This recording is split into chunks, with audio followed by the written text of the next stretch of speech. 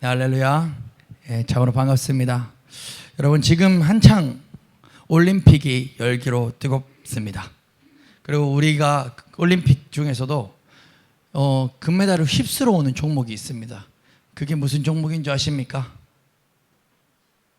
맞습니다. 펜싱하고 양궁하고 사격, 이걸 우리나라 한민족이 그렇게 잘 하더라고요. 그런데 이번에 올림픽 경기를 저도 본 거는 하나도 없는데, 그 경기 중에 굉장히 인상 깊었던 그런 이렇게 글을 봤어요. 양궁 경기 중에 우리나라 선수가 아프리카 선수랑 경기를 했어요. 이게 64강이었다고 합니다. 그런데 이 중계 카메라가 표적을 이렇게 비추잖아요. 우리나라 선수는 쏘면 다 뭡니까? 전 세계 1위 양궁의 국가. 쏘면 10 그냥 10점 10점, 간혹가다 9점 10점 10점 하는데, 중계 카메라가 이제 상대방 선수의 관역에다가 이렇게 쫙 이제 상대방 선수 차를 놔가지고 비추고 있는데, 활쉬를 핑 하고 당겼는데 팍 소리는 났는데 카메라 안에 화살이 없는 거예요. 이게 뭔 일인가 하고 이렇게 막 사람들이 좀 약간 찾아 헤맸어요. 그러면서 이제 카메라를 줌을 이렇게 당겼는데, 알고 보니까 그 사람이 올림픽 국가대표 외국인 선수가 1점을 맞춘 거예요. 1점. 올림픽에 나온 선수인데. 그러니까 왜 카메라 못 잡았냐면, 카메라는 1점까지 이렇게 안 비췄던 거예요. 거짓 7, 8, 9 못 맞춰도 7점은 맞추니까 그 중앙부만 이렇게 비추고 있는데 팅 소리 나는데 화살이 없는 거죠. 그런데 그거 사실을 알지 못했던 인터넷 네티즌들은, 야, 저것도 올림픽 선수라고 하면서 TV를 볼 때는 그런 조롱 어린 생각을 했겠죠. 근데 나중에 그 사람에 대한 글이 인터넷에 올라오는데, 아프리카 차드라는 나라에서 온 국가대표인데, 그 차드는 전 세계 최대 가난한 나라 중에 최극빈국 중에 하나랍니다. 그러니까 이 차드 선수는 훈련을 받을 지원도 돈도 아무 여력이 없었던 겁니다.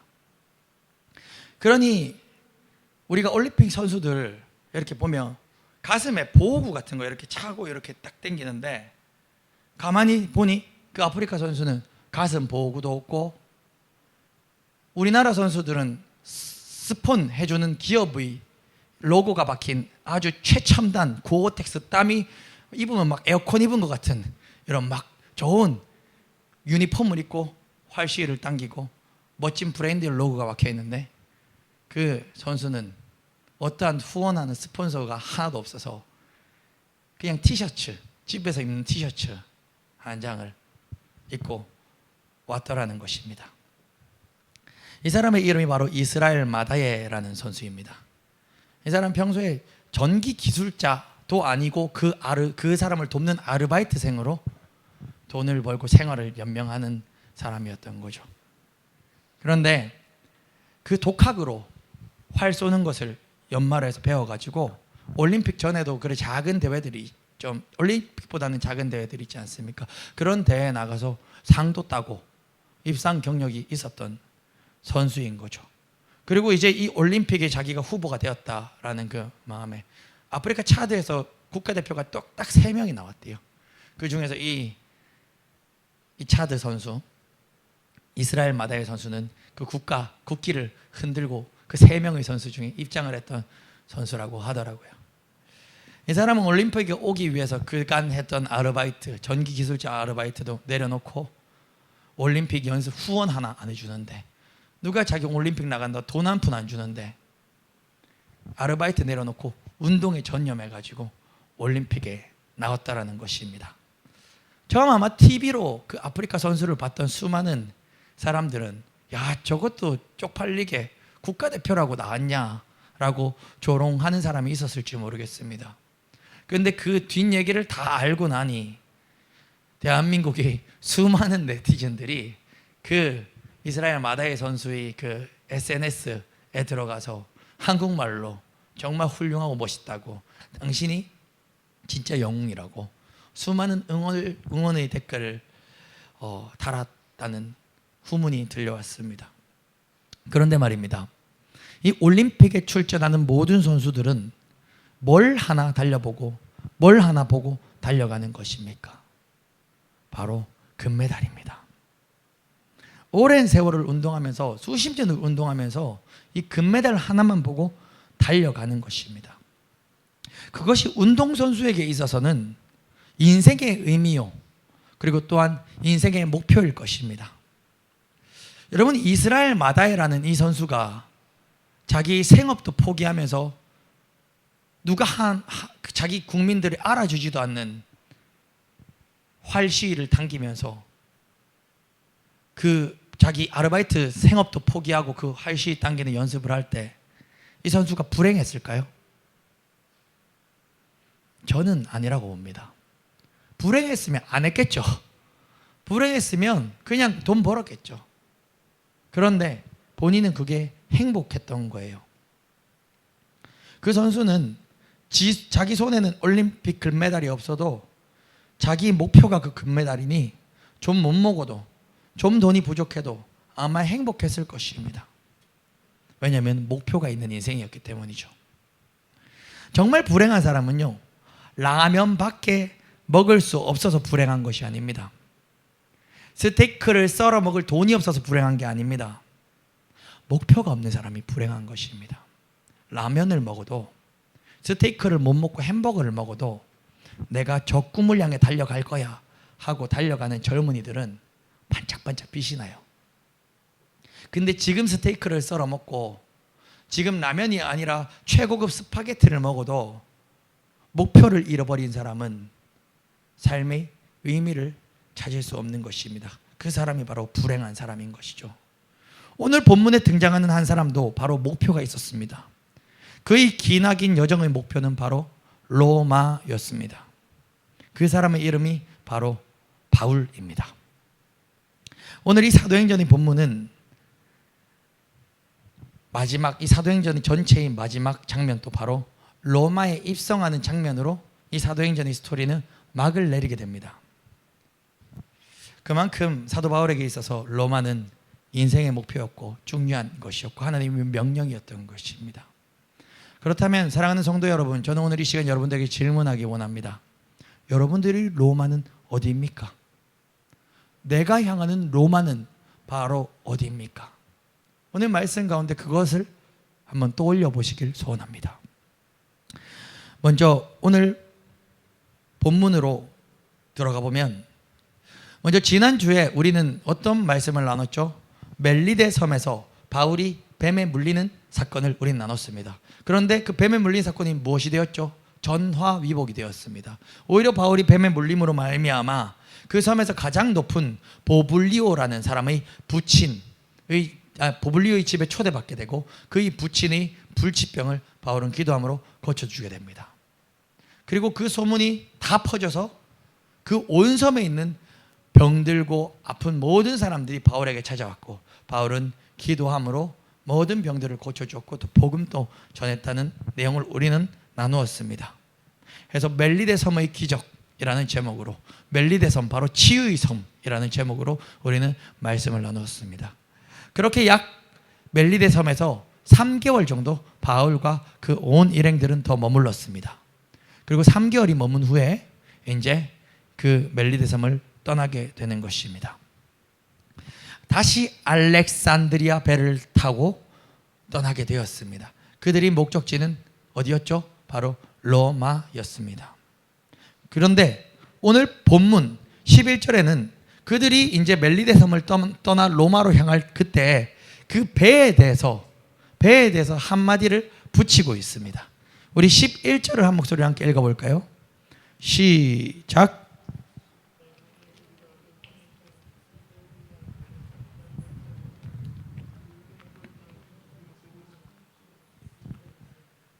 네, 우리 11절 목소리 맞춰서 다시 한번 읽도록 하겠습니다. 시작.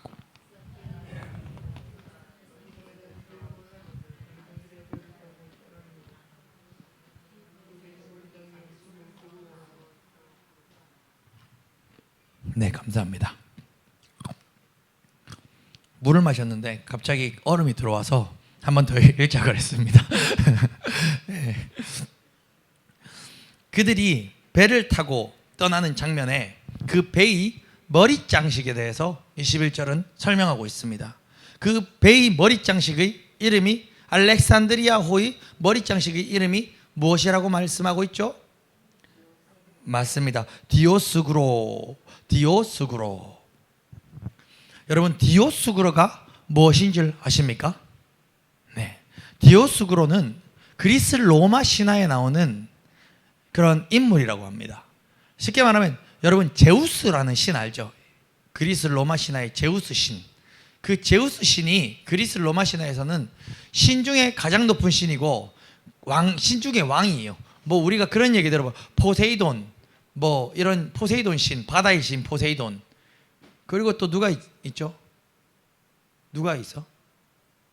포세이돈 말고 뭐 이렇게 태양의 신이 누구지?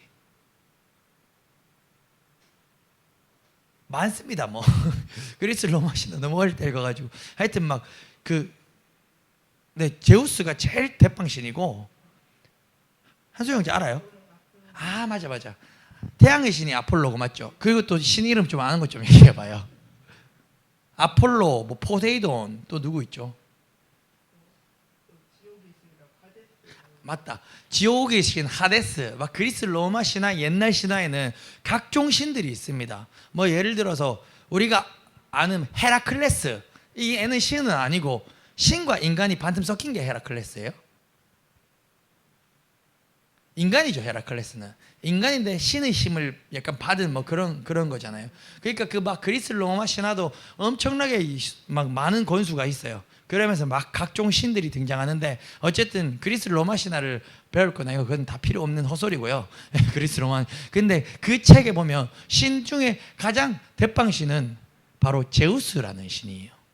근데 그 제우스가 그의 아내 레다라는 아내와 결혼이 아니고 제우스는 아내가 엄청 많습니다. 그 아내 중에 한 사람하고 이렇게 애를 낳았는데 애를 낳은 쌍둥이 신이 바로 오늘 이 본문에 등장하는 디아스구로라는 것입니다.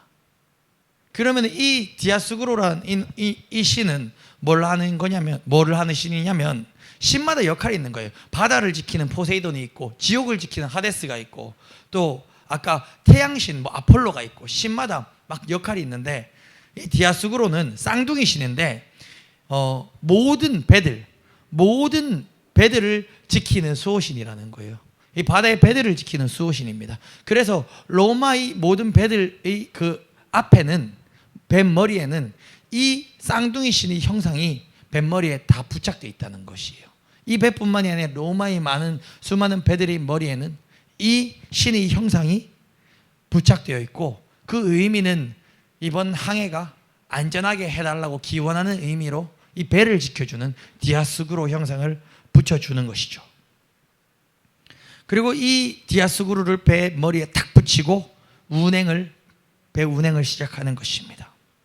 근데 이 사도 바울이 타고 있었던 이 알렉산드리아호도 이 바울이 로마로 압송될 때 탔던 이 배도 그 뱃머리에 디아스구로 형상이 붙어 있었던 것이죠.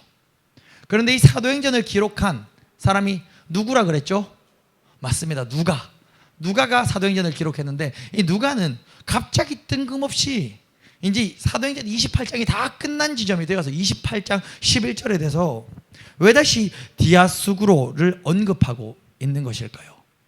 알렉산드리오가 배가 출발한 건 그 앞장에 27장에 이미 이제 알렉산드리오 배를 타고 떠납니다라고 적어놨잖아요. 그때는 이 디아스구로를 안 적어놓고 뱃머리에 이런 형상이 있다는 얘기를 안 하고 왜 이 본문이 다 끝난 이 28장 11절 이 지점에서 우리가 그냥 읽을 때는 그래서 뭐 어쩌라고 라고 싶은 디아스구로라는 뱃머리에 우상의 형상이 붙어 있다는 것을 이 얘기를 하는 것입니까?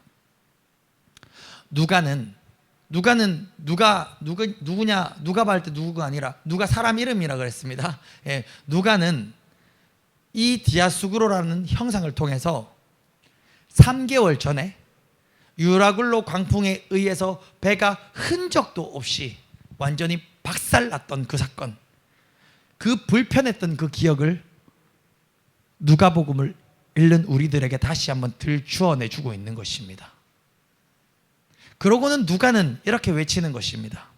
자, 너희들이 공들여 새겨 놓은, 너희들이 공들여 뱃머리에 부착한 저 멋진 쌍둥이 신을 한번 봐라.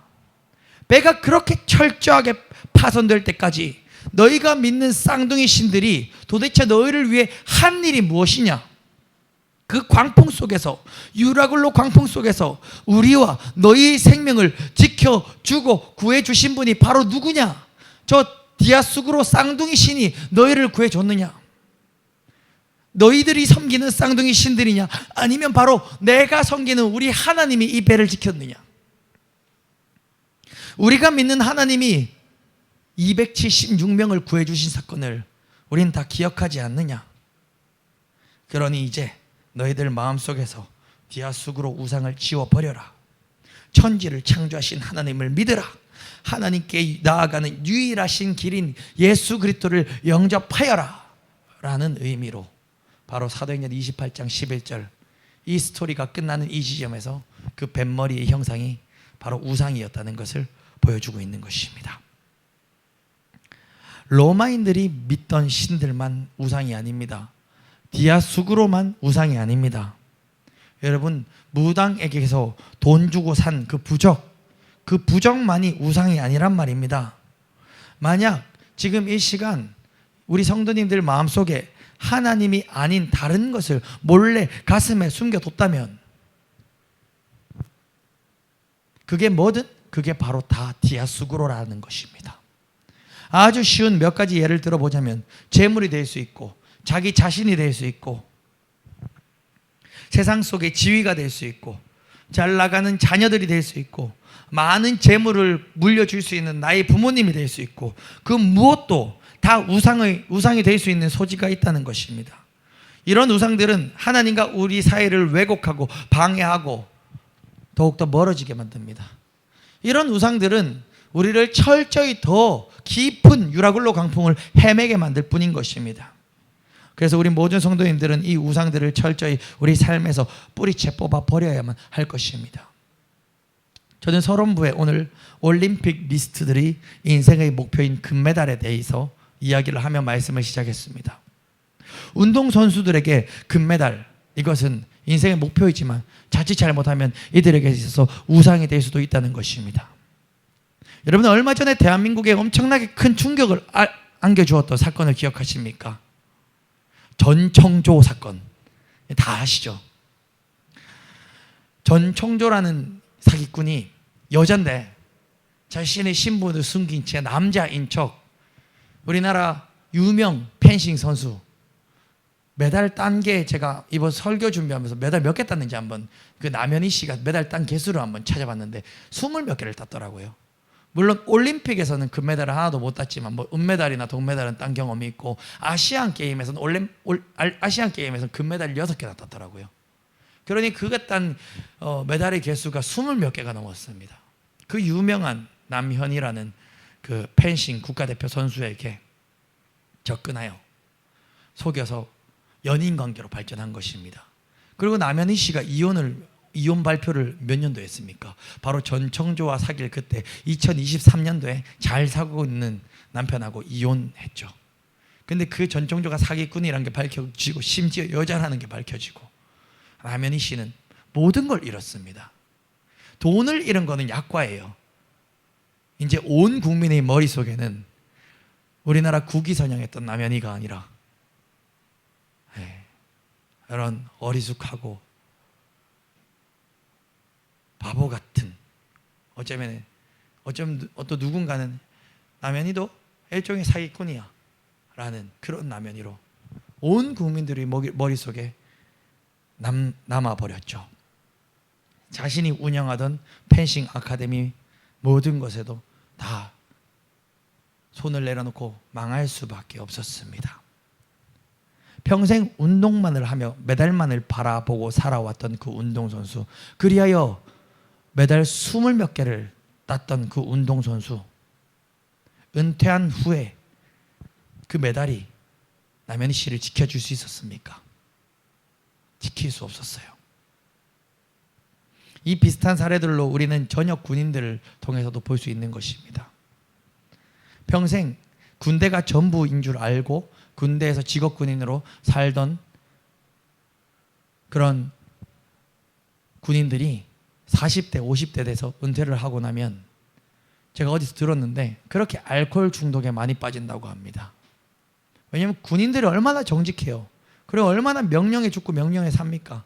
그 군대가 세상의 전부였는데 이제 한 50대쯤에 한창 일해야 될 그 나이에 군대에서 정년퇴직을 당하고 나니 제 취업도 조금 실패하고 어렵고 그러니 알코올 중독에 빠지는 경우가 그렇게 많다 하더군요. 왜냐하면 그 사람의 인생의 전부는 바로 그 사람의 인생의 금메달은 뭐였죠? 군대에서 더 높이 진급하고 군대에서 장군이 한번 되어보는 것, 군대에서 별 달아보는 것. 근데 별 못 달고 조기 은퇴를 하고 나니 삶의 금메달, 의미를 잃어버리는 것이죠. 이 모든 게 지금 같은 이야기입니다. 여러분, 여러분의 인생에서 금메달이 전부가 된다면, 여러분의 인생에서 예를 들어서 아까 그 군인처럼 별 달아보는 것이 인생의 목표가 된다면, 여러분 언젠가 운동을 그만둘 때, 언젠가 군대를 전역할 때, 그때는 무엇을 향해 살아가시겠습니까? 금메달도 국가에 대한 충성도 다 중요한 것이지만 영원한 것이 아니라는 것입니다. 그것이 내 인생의 목표였다면 그 귀한 금메달도 바로 내 인생의 디오스구로인 것입니다. 하지만 바울의 목표는 썩어 없어질 목표가 아니었습니다. 그는 하나님이 주신 목표 바로 로마를 향하여 거침없이 나아갔습니다. 바울이 탄 알렉산드리아호는 이제 멜리데 섬을 떠나 로마로 향하였습니다. 먼저는 시실리의 동쪽 해안에 위치한 수라구사에 사흘을 머문 후에 그 배는 다시 이탈리아 반도 남단의 레기온이라는 곳에 이르렀습니다. 여기서 레기온에서 하루를 지낸 후에 또 출발하여 그 배는 남풍을 타고 보디올이라는 곳에 도착하게 됩니다. 보디올은 로마의 중요한 항구 중에 하나였습니다. 그리고 보디올은 바울이 로마의 심장부로 향하는 여행 중에 마지막으로 다다른 항구가 바로 이 보디올이었습니다. 이 보디올에서 백부장 율리오는 군사적인 업무의 이유로 한 일주일 정도 머물러야만 했습니다. 그때 보디올에 바울이 이르렀다는 소식을 그리스도인들, 보디올 근방에 있었던 그리스도인들도 그 소식을 다 들었고, 백부장은 이제 바울을 굉장히 사랑하고 신뢰하기 때문에 바울에게 일주일간 자유를 줍니다. 여기서 당신에게 찾아오는 형제 자매들을 맞아 교류하시오. 우리가 보디올에 일주일 머물러야 되니 바울 자유를 만끽하시오. 라며 백부장은 바울에게 그 기회를 줍니다. 그리고 바울은 그 보디올에서 자신을 기다렸던, 자신을 청하였던 그리스도인들 형제들과 일주일 1회 동안 함께 머무르며 하나님 나라에 대한 그런 꿈을 나누고 비전들을 나눕니다. 보디올에서 일주일을 머문 후 바울은 이제 로마로 행진합니다. 그런데 로마에는 이미 믿음의 형제들이 있었습니다. 그 로마에 살고 있었던 믿음의 형제들이, 그리스도인들이 바울이 온다는 소식을 듣고 다들 하나같이 마음을 모아 뛰쳐나왔습니다. 그 뛰쳐나온 것이 오늘 본문에 나오는 아비오 광장과 트레이스 타베르네, 이곳까지 로마에 살고 있던 그 형제들이 바울을 마중 나오게 되었습니다. 15절 함께 읽어볼까요? 시작. 그곳 형제들이 우리 소식을 듣고 아비오 광장과 트레이스 타베르네까지 맞으러 오니. 네, 여기까지입니다. 그곳 형제들이 바로 로마에 사는 형제들입니다. 여러분, 아비오 광장은 로마에서 약 69km 떨어진 곳에 위치하고 있습니다. 트레이스 타베르네는 로마 수도에서 약 53km 떨어진 곳에 위치한 곳입니다. 로마로 가는, 로마의 그 수도로 가는, 중심부로 가는 그 길목에 있는 곳인데 70km, 거의 55km 가까이 떨어진 곳이었죠.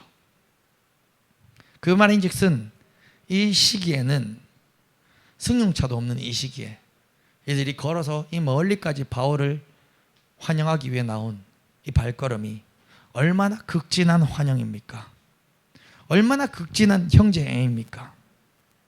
바울은 자신을 환영하기 위해 나아왔던 그 믿음의 형제들, 그들이 50km, 70km를 걸어온 그들을 보고 바울은 마음에 어떤 마음이 들었겠습니까? 15절 다시 한번 읽어보겠습니다. 시작. 그곳 형제들이 우리 소식을 듣고 아비오 광장과 트레이스 타베르네까지 맞으러 오니 바울이 그들을 보고 하나님께 감사하고 담대한 마음을 얻으니라. 아멘. 네, 바울은 그들의 섬김과 환영으로 말미암아 첫 번째 하나님께 감사하고 두 번째 또 담대한 마음을 얻게 되었습니다. 저는 이 장면이 그냥 지나쳐지지 않았습니다. 이 장면의 감격이 말씀을 묵상한 가운데 저는 그대로 느껴졌습니다. 천하의 바울도 이 긴 여정 가운데 때로는 얼마나 지치고 때로는 얼마나 두려웠겠습니까? 그런데 우리 신앙인은 약해질 때 하나님께서 늘 동력자를 붙이셔서 그 동력자를 통하여 힘을 주시고 세우시는 것입니다. 여러분, 사실 사도행전 전체를 한번 살펴보세요. 사도행전 전체의 바울의 여정 가운데 동력자들이 얼마나 많이 등장하였습니까? 때로는 바나바와 싸우기도 하였지요. 그렇지만 그 바나바도 나중에 더 싸움이 더 큰 복음의 확산으로, 은혜로 다가오게 되었고, 바울과 바나바는 나중에 다시 연합하여 하나가 되고, 바나바와 바울이 싸우게 되었던 이유였던 마가는 나중에 바울이 가장 소중한 동역자라고 부르는 고백까지 서신서에 나 있는 것이 아닙니까?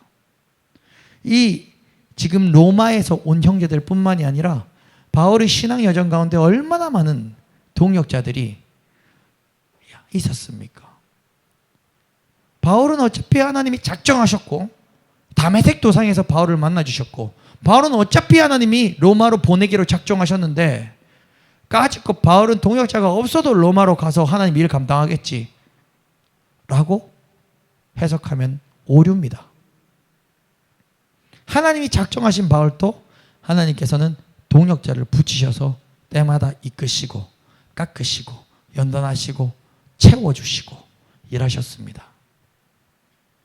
오늘 로마서 이 본문에서 한 가지 주제를 정하라면 사실 우리가 읽었던 11절에서 16절까지 주제의 그 읽었던 본문의 절반은요, 동역자에 대한 얘기들이에요. 어디 들렀는데 누구를 만났는데 힘을 얻었다, 감사했다. 이것이 바로 이 본문의 핵심 내용인 것이죠. 우리는 고로 이 말씀을 통해 알 수 있습니다. 우리 그리스도인은 절대로 신앙생활 혼자 할 수 없습니다. 코로나 기간을 지나고 많은 가난한 성도들이 생겼습니다. 그들은 생각합니다. 내 몸이 교회이고 나는 예수님을 믿고 있다. 나는 예수님을 구주로 고백한다. 그러니 굳이 교회를 안 나가도 인터넷으로 예배드려도 되는 것 아닌가? 라는 생각들을 진짜 많이 가지게 됐고, 실제로 이런 질문을 저는 많이 들었습니다. 언제 들었냐면 제가 북안교회에서 사역할 때가 코로나 딱 맞이했을 때잖아요. 그때죠. 19년도, 20년도에 이런 질문들을 하는 성도들이 있는 거예요. 그러면서 우리나라에서 이단으로 규정하고 있는데, 제가 지금 이름은 까먹었어요. 형제교회인가? 어떤 이상한 교회, 이단 교회가 있는데 그 교회는 유형의 교회에 대해서 좀 약간 필요 없다라는 식으로 가르치는 이상한 이단이 있는데, 근데 그게 또 한국에서는 이단인데 외국에서는 이단이 아닌 그런 거 있잖아요.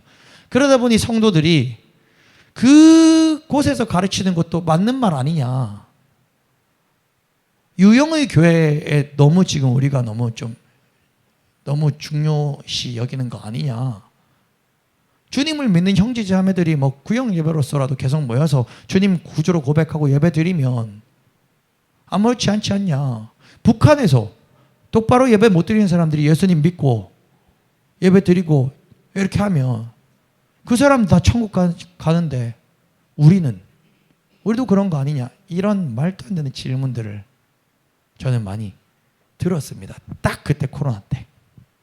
그러니까 솔직히 말해서 그게 북한의 성도들처럼 그 상황 가운데 믿음 지키기 위해서 억지로 숨어서 지금 교회가 현장 교회가 없으니 억지로 일부의 성경책을 가지고 생명 바쳐 몰래 예배 드리는 거 하고, 코로나 때 교회 가기 싫어가지고 그냥 쉬어보니까 편한데 그냥 집에서 유튜브로 예배 똑같네 하면서 드리는 그 사람이 질문하고 이 북한 선교의 예배의 중심하고 같겠습니까?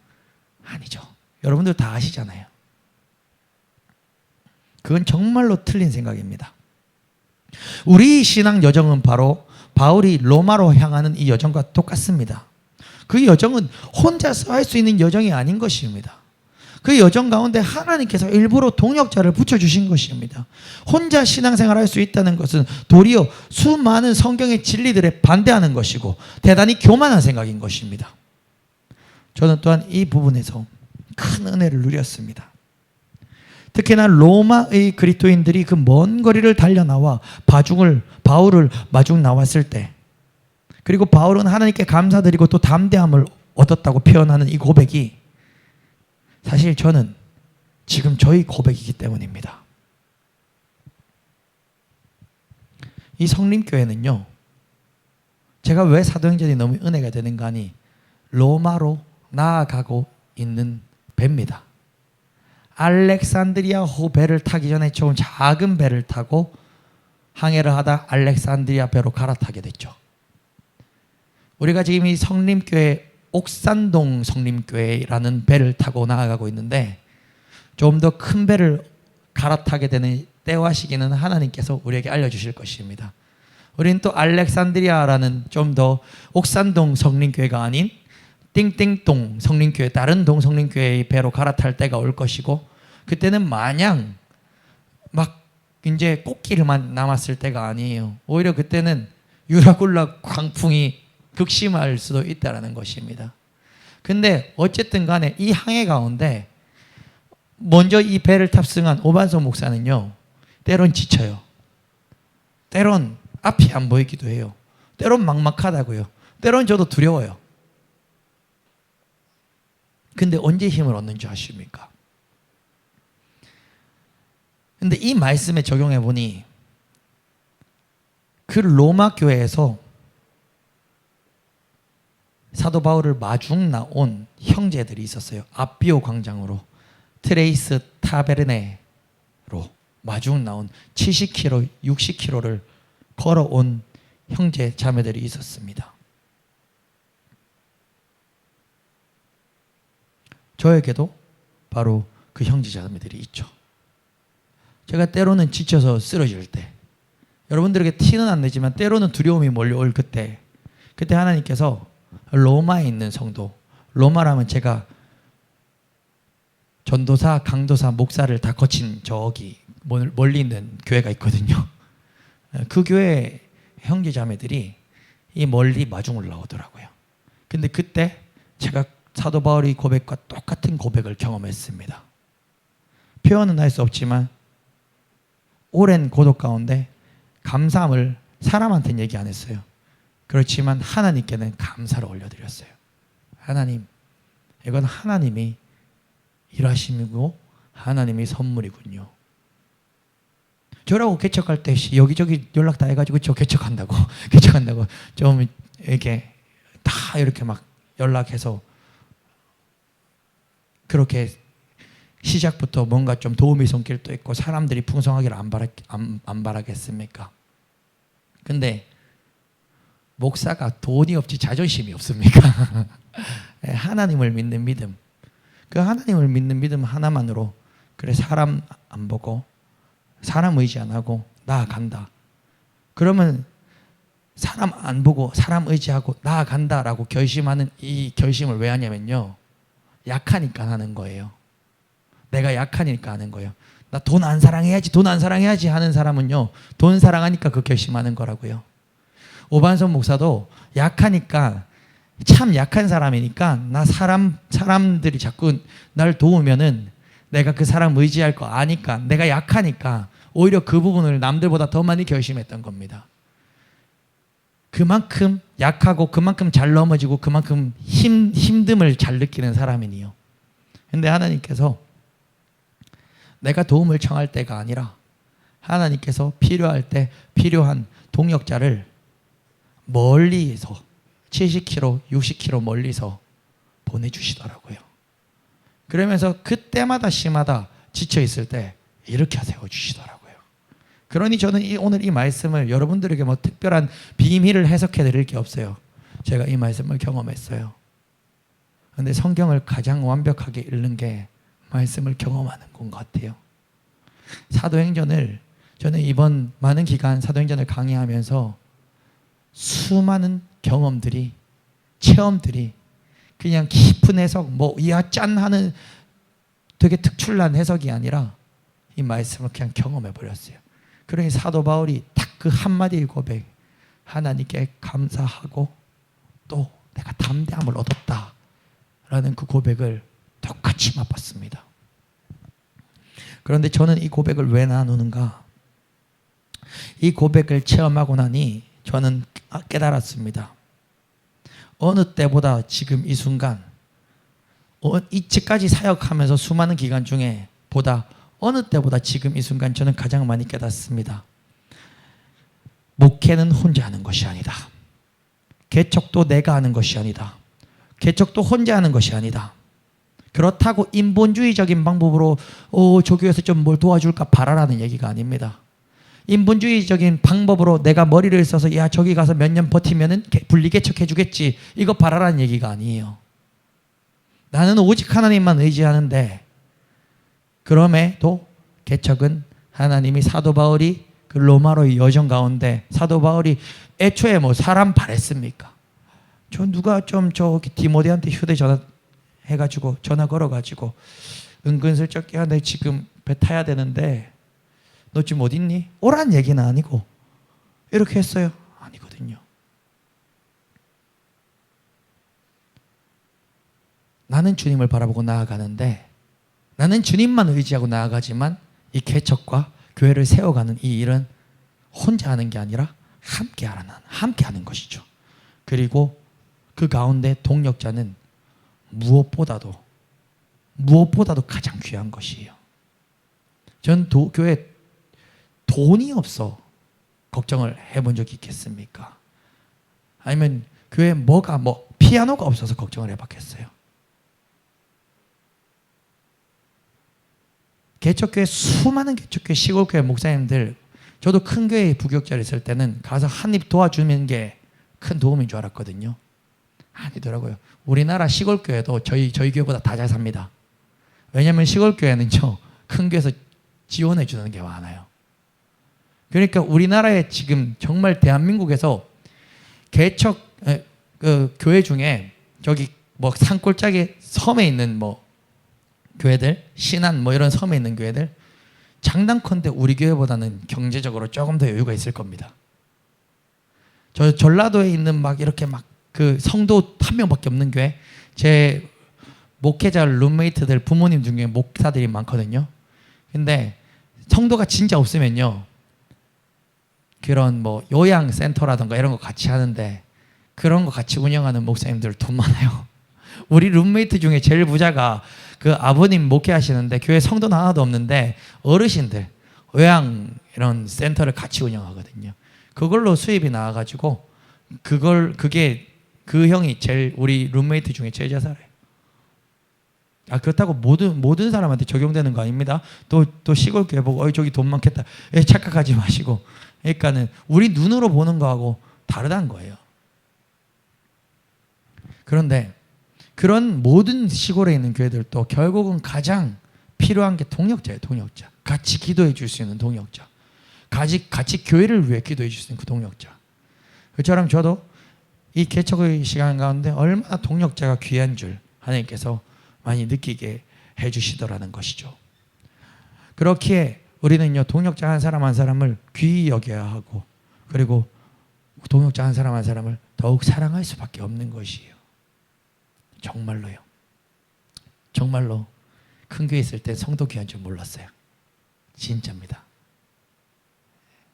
내가 정해놓은 원칙에 의해서 신방하고, 신방을 한 번 하고 두 번 했는데 자기가 내 신방의 줄을 안 잡는다? 끝. 죄송하지만 솔직히 그랬었어요.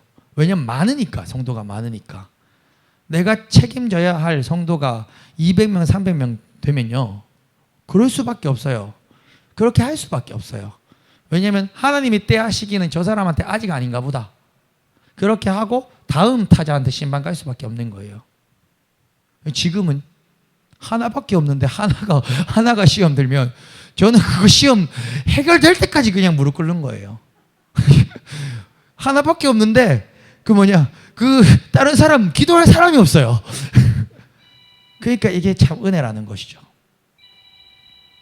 여러분, 근데 이것은 저희 고백인데 여러분들에게 적용하길 소원합니다.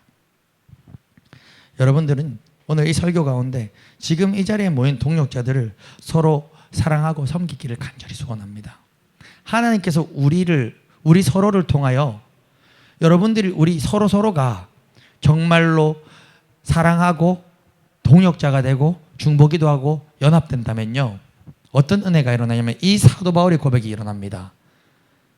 교회에서 예배 드릴 때도 은혜가 있고 회복이 있고 치유가 있지만 여러분 서로가 서로 때문에 감사하고 담대함을 얻는 은혜를 경험하게 되실 거예요. 여러분, 우리가 이 자리에서 만난 것은 우연이 아닙니다. 하나님의 섭리입니다. 동역자란 것이 단어는요, 같은 교회를 다닌다는 뜻이 아닙니다. 다른 교회를 다녀도 동역자가 될 수 있습니다. 사도 바울도 다 같은 교회를 다니지 않았어요. 우리 지금 이곳에는 다른 교회의 성도들도 함께 모여 있잖아요. 하지만 우리는 동역자입니다. 하나님 나라 안에서 한 동역자입니다. 근데 반대로 같은 교회를 다니면서도 동역자가 아닐 수도 있습니다. 사랑하지 못한다면 동역자가 아닐 수 있는 것입니다. 서로 마음의 문을 열고 상대방을 위해 진정으로 중보기도 할 때 하나님은 동역자가 되게 하십니다. 저도 큰 교회를 많이 섬겨봤지만 큰 교회에 다니면요, 제가 그 성도들 이름 다 알까요? 제 부서에 있는 사람들 이름 외우기도 급급합니다. 제 부서에 소속된 사람 아니면요, 제가 만약에 중등부를 섬겼다, 그럼 중등부 한 200여 명 외에는요, 이름 다 몰라요. 진짜 교회에서 일 많이 하는 사람, 장로님들 정도의 이름 많이 들어봐서 알지 나머지 1800명 다 모릅니다. 이름도 모르는 사람이 어떻게 동역자라고 할 수 있겠습니까? 그러니 동역자라는 것은 같은 교회를 다닌다고 동역자가 아니라 서로가 서로를 위해 함께 기도해 줄 수 있고 서로가 서로를 사랑할 때 동역자가 되는 것입니다. 여러분, 근데 진정한 동역자는요, 어디서 시작되냐면 바로 동역자가 많은 사람들이 있어요. 참 복된 사람이죠. 그 사람은요, 바로 자기로부터 시작이 되는 거예요. 제가 이 원리를 알려드릴게요. 바람을 피는 사람은요, 남편이 바람을 피워요. 그러면 와이프가 정말로 바람엔 관심도 없어도 자꾸 의심을 해요. 바람 피는 게 아닌가? 바람 피는 게 아닌가? 바람 피는 게 아닌가? 왜냐하면 본인이 바람을 피기 때문이에요. 그 말인즉슨 어떻게 하면 동역자가 많아지는가? 여기 성도들 뿐만이 아니라 여러분 동역자는 1000명, 10,000명이 되기 소원합니다. 다른 교회에 있는 성도들도 다 동역자 되기 소원합니다. 그러면 어떻게 하면 동역자가 되는가? 바람을 피는 사람은 상대가 바람 안 펴도 자꾸 바람을 피는 것처럼 느낀단 말이에요. 근데 그걸 반대로 보면 돼요. 하나님의 사랑, 예수님의 사랑을 깊숙이 체험을 하면요,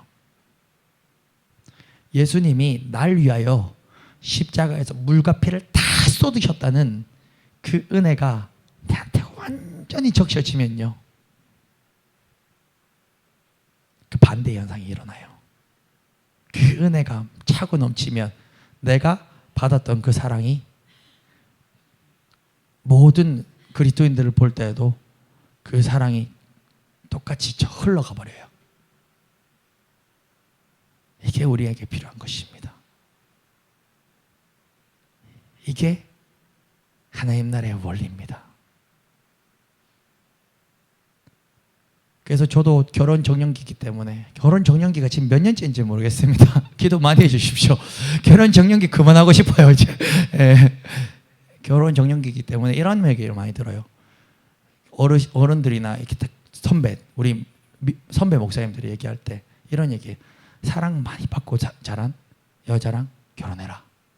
이 얘기 진짜 많이 듣습니다. 왜냐하면 사랑을 많이 받은 사람은 사랑을 줄 줄 알아요. 근데 이 하나님과 나의 관계도 똑같이 적용이 되는 것입니다. 그래서 오늘 이 시간, 오늘 이 자리에 주의 성령님이 우리 한 사람 한 사람 가운데 싹 다 임하여 지사 하나님의 사랑을 만끽하여 오늘 이 밤의 기도가 1, 2, 3, 4, 5, 6, 7, 8 8명의 기도가 아니라 하나의 기도로, 하나의 향으로 하나님께 올려드리는 시간 되길 간절히 소원합니다. 그 은혜가 있을 줄 확신합니다. 마지막으로 16절 함께 읽겠습니다. 시작. 우리가 로마에 들어가니 바울에게는 자기를 지키는 한 군인과 함께 따로 있기를 허락하더라. 아멘. 바울은 드디어 하나님이 약속하셨던 로마에 입성하였습니다. 로마를 향한 바울의 향해는 정말 순탄한 길이 아니었습니다. 고린도 후서 11장에서 바울은 이렇게 고백을 했지요. 내가 수고를 넘치도록 하고 옥에 갇히기도 하고 옥에 갇히기도 더 많이 하고 매도 수없이 맞고 여러 번 죽을 뻔하였으니 유대인들에게 40에서 하나를 감한 매를 5번 맞았으며 3번 태장으로 맞고 1번 돌로 맞고 3번 파선하고 일주일을 깊은 바다에서 지냈으며 여러 번 여행하면서 강의 위험과 강도의 위험과 동족의 위험과 이방인의 위험과 신의 위험과 광야의 위험과 바다의 위험과 거짓 청제 중의 위험을 당하고 또 수고하며 애쓰고 여러 번 자지도 못하고 줄이며 목마르고 여러 번 굶고 춥고 헐 벗었노라. 바울의 고백입니다. 그런데 이 고백을 들으니 사도행전의 쭉 스토리가 떠오르죠. 그런데 바울은 이러한 고통 가운데도 전도 여행의 과정에 있어서 바울은 이 상황에서도 계속 로마로 향해야만 했습니다. 왜냐하면 바울을 로마로 보내는 것은 하나님의 뜻이었기 때문입니다. 사도행전 22장 21절 나더러 또 이르시되 떠나가라 내가 너를 멀리 이방인에게로 보내리라 하셨느니라. 이것은 바로 하나님의 바울을 향한 목소리의 명령이었습니다. 하나님께서는 바울을 이방인의 선교사로 사용하시길 작정하셨고 또한 하나님께서는 바울 또한 하나님께 쓰임받기를 본인이 원했습니다. 바울은요 자신의 인생이 썩어 없어지지 아니할 그깟 금메달을 바라보고 달려가기를 원하지 않았고 바울은요 하나님의 명령인 로마를 향해 달려가기를 소망했습니다. 바울은 2가지였습니다. 첫 번째, 하나님의 뜻을 알았습니다. 두 번째, 바울은 그 뜻에 순종한 자였습니다. 사도행전 20장 24절의 고백, 내가 달려갈 길과 주 예수께 받은 사명 곧 하나님의 은혜의 복음을 증언하는 일을 마치려 하면은 나의 생명조차 조금도 귀한 것으로 여기지 아니하노라. 사랑하는 성도 여러분, 오늘 이 시간 우리 모든 성도님들께서 한번 돌아보시기를 소원합니다. 오늘 말씀의 제목은 나의 로마는 어디입니까? 입니다. 지금껏 여러분이 로마라고 생각하고 달려갔던 곳은 어디입니까? 우리 가족의 안전이 바로 나의 로마였습니까? 경제적 자유가 나의 로마였습니까? 사회적인 지위가 나의 로마였습니까? 자식들의 성공이 바로 나의 로마였습니까? 세상에서 출세하는 것이 나의 로마였습니까? 사랑하는 성도 여러분, 여러분들의 로마가 세상 어떤 것에 있지 않기를 간절히 소원합니다. 우리가 향하여야 할 로마는 하나님께서 우리에게 주신 사명, 그것만이 바로 우리의 로마입니다. 사명이 우리가 이 땅에서 살아가는 유일한 이유입니다. 하나님이 주신 사명은 변하지 않는 것이요 썩어 없어지지도 않는 것입니다. 그 사명을 이룬다고 해서 허무가 찾아오지도 않습니다. 왜냐하면 그 사명은 시작부터 천국인 것입니다. 여러분, 사도 바울이 로마에 도착한 후에 하나님의 뜻을 이뤘으니 행복했을까요? 아닙니다. 사도 바울은 로마로 출발할 때부터 행복했습니다. 로마로 발걸음을 향할 때부터 사도 바울은 천국이었습니다. 왜냐하면 하나님이 우리에게 주신 사명을 감당하기 시작할 때부터 우리에게는 이미 하늘의 권세와 하늘의 영광이 모두 부어지는 것입니다. 하나님께서 그 종들을 보내실 때 어찌 권능을 안 주고 보내신단 말입니까?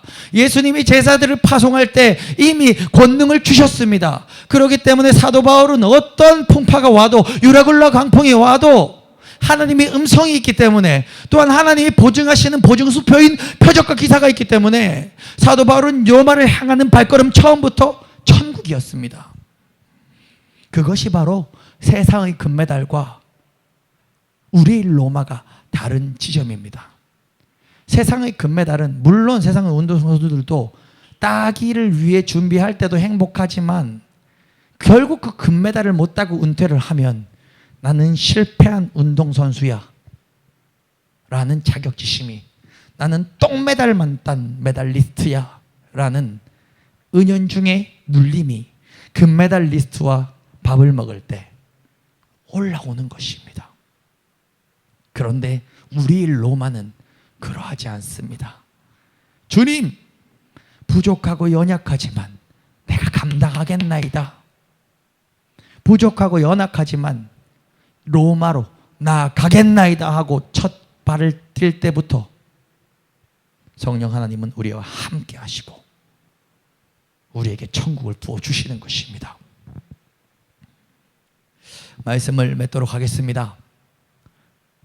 여러분, 오반성 목사의 로마는 어디일까요? 저는 예전부터 전 세계 2000개 교회를 세우고 싶다는 그런 꿈들을 나누었습니다. 그러면 오반성 목사가 전 세계 2000개의 교회를 세우면 행복해질까요? 아닙니다. 절대 아닙니다. 나중에 깨달았어요. 2000개의 교회를 세우고 나면 그 다음에 또 다른 어떠한 목표를 세우겠죠. 아니면 2000개 교회를 세우고 나니 이미 나이가 많이 늙고 나이가 들었으면 이제는 내가 어떻게 은퇴를 해야 잘 은퇴하는 것인가? 이 교회는 누구 후임자한테 물려줘야 교회 성도들이 상처받지 않고 깨어지지 않고 믿음을 전수할 수 있을 것인가? 라는 고뇌에 휩싸일 것입니다. 그 2000개 교회라는 그 목표를 세워놓고 달려간들 확신하건대 이뤄도 행복하지 않을 것입니다. 오히려 이루기 전에 정신없이 사역할 때가 더 행복하겠죠. 그런데 방법이 있습니다. 저는 방법을 찾았습니다. 그 방법은 바로 지난주에도 강조했던 마가복음 16장 15절에서 18절의 말씀입니다. 온 천하에 다니며 만민에게 복음을 전파하는 것, 그것이 저희 로마입니다. 그리고 그 복음을 믿고 세례를 받는 사람은 구원을 얻을 것이요 믿지 않는 사람은 정죄를 받으리니 믿는 자들에게는 이런 표적이 따르리니 곧 그들이 내 이름으로 귀신을 쫓아내며 새 방언을 말하며 뱀을 집어 올리며 무슨 독을 마실지라도 해를 받지 아니하며 병든 사람에게 손을 얹은즉 나으리라. 즉 오반성 목사가 성령 세례를 충만하게 받고 복음을 전하는 것입니다. 그리고 믿고 세례를 받는 사람은 구원을 얻을 것이요 하면서 그 믿는 사람에게 이렇게 표적이 나타난다 하죠. 그 믿는 사람에게 표적이 나타나는데 예수 이름으로 귀신을 쫓아내며, 믿은 사람이요 귀신이 떠나가는 게 아니라 귀신을 쫓아낸대요. 자, 이 말씀을 한번 해석해 볼게요. 오반성 목사가 성령 세례를 받아 예수 이름을 전파했습니다.